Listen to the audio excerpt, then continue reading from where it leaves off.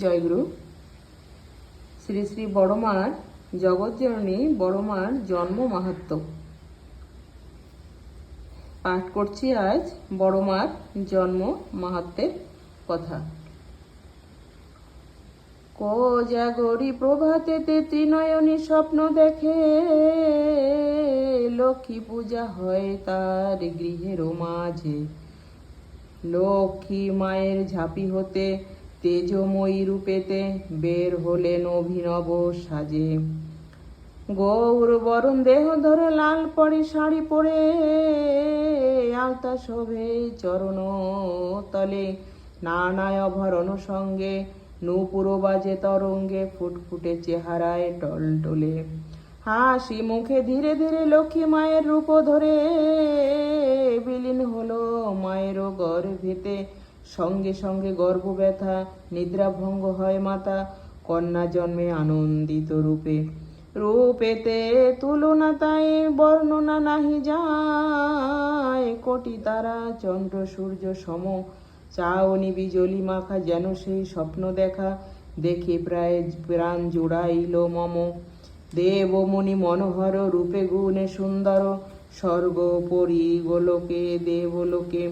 দুঃখ ঘুচাতে জীবর নর রূপে নরপুরে, মর্তেতে নামিতে হলো মাকে।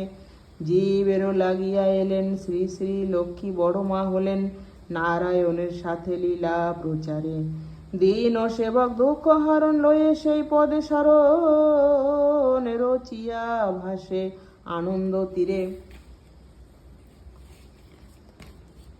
দিনে দিনে শিশু বাড়ে দিব্য ভাষ্য করিবারে, বিলম্বনা হইল তার।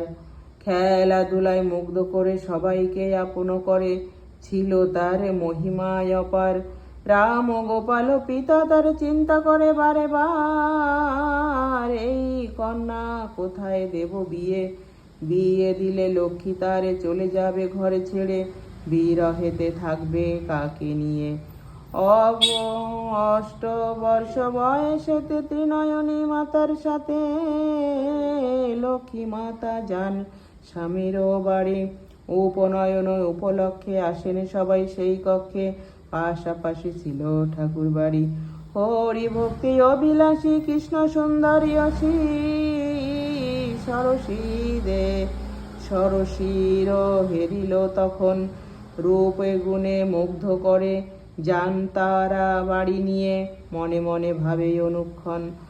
অনুকূলের সাথে বিয়ে হতো যদি এই মেয়ে, মিলিত লক্ষ্মী নারায়ণ একত্রে বসালেন খেতে। প্রভু অনুকূলের সাথে ঠাট্টার ছলে উঠল সে কখন। অবশেষে দেখা গেল রসিকতা সত্য হলো, ঠাকুরের বয়স 18 হলো। সবাই বড় আনন্দেতে সরসী দেবীর সাথে দ্বাদশ বয়সে দিলেন বিয়ে। হরি বল হরি বল হরি বল ভাই, এত সুন্দর মধুর কথা কোথায় গেলে পাই। হরি বল হরি বল হরি বল ভাই, এত মধুমাখা বাণী আমরা কোথায় পাই। জয় জয় জয় বড়মার জয়, জয় জয় জয় পরম পিতার জয়। জয় গুরু।